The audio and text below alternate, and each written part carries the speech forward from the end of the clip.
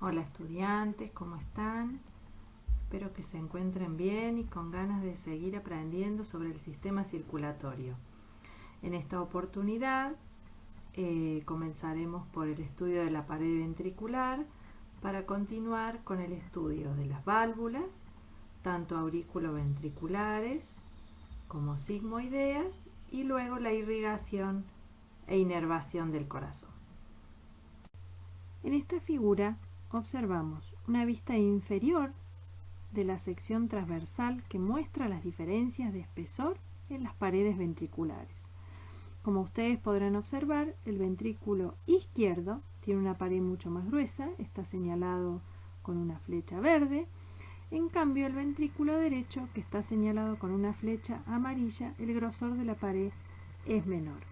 ¿Esto por qué es así? Si bien la cantidad de sangre bombeada es la misma en ambos lados del corazón, en el lado izquierdo el trabajo es mayor por manejar presiones mayores, mientras que en el lado derecho del corazón solo se irriga al árbol vascular pulmonar. En cambio, el lado izquierdo tiene que llevar sangre a todas las estructuras restantes del organismo, que son numerosas y distantes.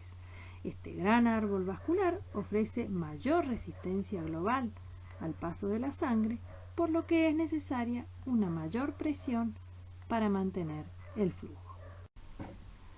Vamos a ver con más detalle la pared ventricular, la pared interna ventricular, que de ninguna manera es lisa.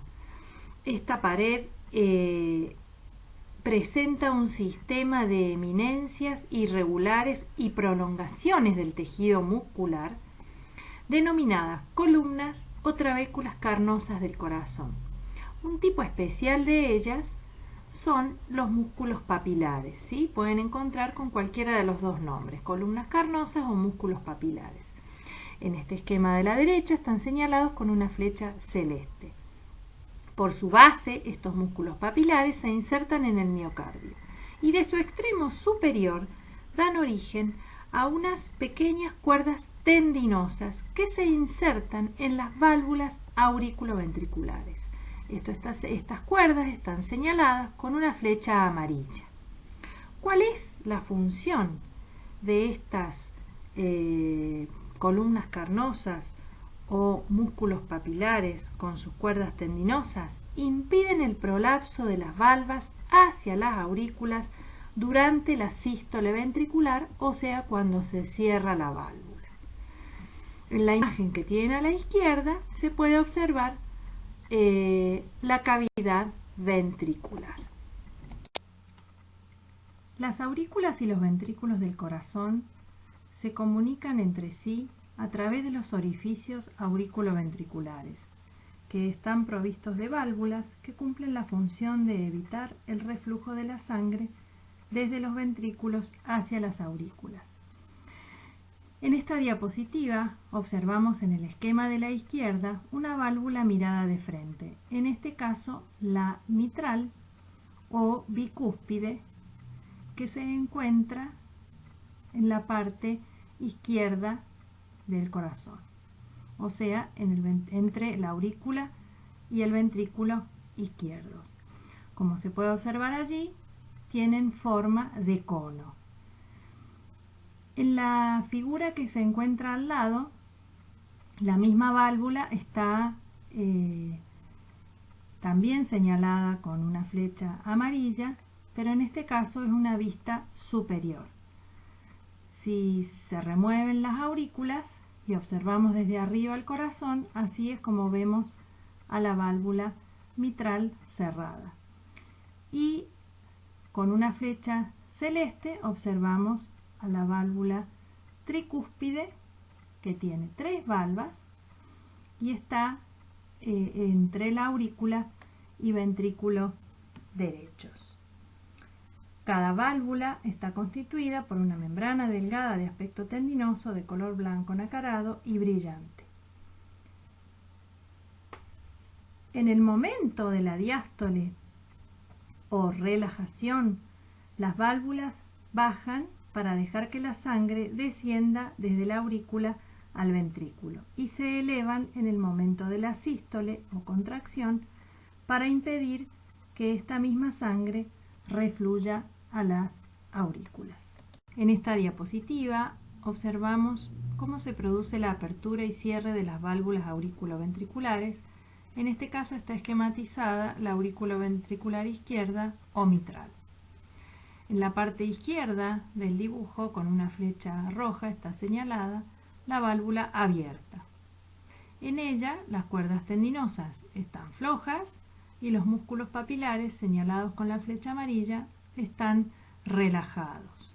En cambio, en la parte B, en cuando esta válvula auriculoventricular izquierda o mitral está cerrada, señalada con la flecha celeste, las cuerdas tendinosas están tensas y los músculos papilares están contraídos. Eso evita el reflujo de sangre entre ventrículos y aurículas. En esta diapositiva observamos a las válvulas sigmoideas o semilunares, que se encuentran a la salida de la arteria aorta, que sale desde el ventrículo izquierdo del corazón, y a la salida del tronco pulmonar, que sale o nace en el ventrículo derecho del corazón. Estas válvulas sigmoideas o semilunares poseen 3 valvas con forma de semiluna o nido de golondrina, que sobresalen del revestimiento de la arteria pulmonar y la aorta.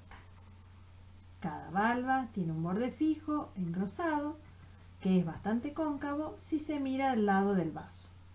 También tiene un borde libre aproximadamente horizontal, que en casi toda su longitud solo presenta un ligero engrosamiento, que podemos apreciar en esta imagen como nódulo de arancio en la válvula semilunar aórtica, señalado con una flecha celeste, y en la válvula semilunar pulmonar como nódulo de Morgagni, también con una flecha celeste. En estas imágenes también podemos observar con una flecha roja, en el caso de la válvula semilunar aórtica, a la aorta ascendente, y con una flecha verde, la valva semilunar derecha, con una flecha naranja, la valva semilunar posterior, y con una flecha azul, la valva semilunar izquierda. En la válvula semilunar pulmonar, que se encuentra abajo a la derecha de esta diapositiva, podemos observar al tronco pulmonar con una flecha roja y con una flecha verde a la valva semilunar derecha, con una naranja a la valva semilunar anterior y con un azul a la valva semilunar izquierda. ¿Cuál es la función de estas válvulas? Impedir que la sangre vuelva a los ventrículos desde la arteria aorta y desde la arteria pulmonar. En esta diapositiva vemos cómo se produce la apertura y cierre de las válvulas sigmoideas. En la parte izquierda está abierta la válvula semilunar o sigmoidea y la sangre va desde el ventrículo hacia el vaso. En cambio, en la parte derecha, la válvula semilunar está cerrada, por lo tanto esa sangre no puede volver desde el vaso hacia los ventrículos. La musculatura de las aurículas está completamente separada de la musculatura de los ventrículos por un armazón de tejido conectivo denso. Las arterias aorta y pulmonar están separadas de la musculatura cardíaca por anillos fibrotendinosos, que están señalados aquí con una flecha roja, tanto en el esquema de arriba, que es un esquema, y en el esquema de abajo a la derecha les he puesto una imagen para que vean este esqueleto cardíaco como se ve en el propio corazón. Entonces, con una flecha roja está señalado el anillo fibroso de la arteria pulmonar, ¿sí? Tanto en el esquema como en el dibujo de abajo, y con una flecha verde el anillo fibroso de la arteria aorta.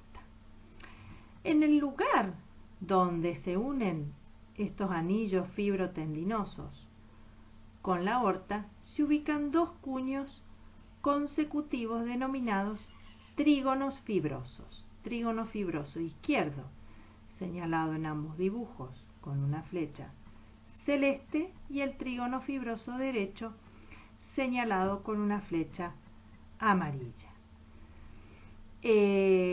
Las válvulas auriculoventriculares también tienen anillos fibrosos que están señalados tanto en el esquema de arriba como en el dibujo de abajo con una doble flecha azul marino oscuro. Entonces, la suma de esta armazón conectiva es lo que llamamos esqueleto cardíaco. A continuación, veremos sus funciones. ¿Cuáles son las funciones de este esqueleto cardíaco? Los anillos fibrosos proporcionan inserción a las valvas que forman las 4 válvulas que mencionamos anteriormente.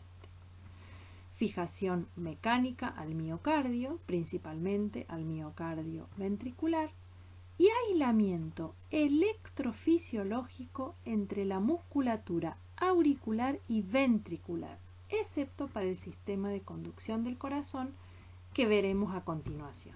El sistema de conducción propio del corazón es un sistema de fibras musculares especializadas, muy inervadas e irrigadas, que tienen la propiedad de despolarizarse autónomamente y generar potenciales de acción.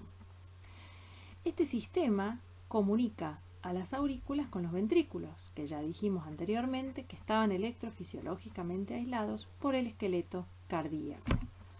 Vamos a ir siguiendo en este esquema la ubicación de sus partes con los números. El número 1, o nodo sinoauricular, está ubicado en la parte superior de la aurícula derecha. De él emiten 3 fascículos nodales hacia el segundo nodo auriculoventricular, que como su nombre lo indica está en la base de la aurícula, pero en el límite con el ventrículo. De ese nodo parte un fascículo auriculoventricular o haz de His que corre paralelo al tabique interventricular y llega hasta el final de los ventrículos, en donde se ramifica hacia todo el ventrículo como fibras de Purkinje, que sería el número 5. El corazón recibe inervación del sistema nervioso autónomo a través de fibras parasimpáticas, especialmente con el nervio vago, y que utilizan el neurotransmisor acetilcolina. Las fibras simpáticas, en cambio, cuyo neurotransmisor es la adrenalina, y a ella se le suma además la producida por la médula suprarrenal. En este caso, los nervios son provenientes de la cadena torácica.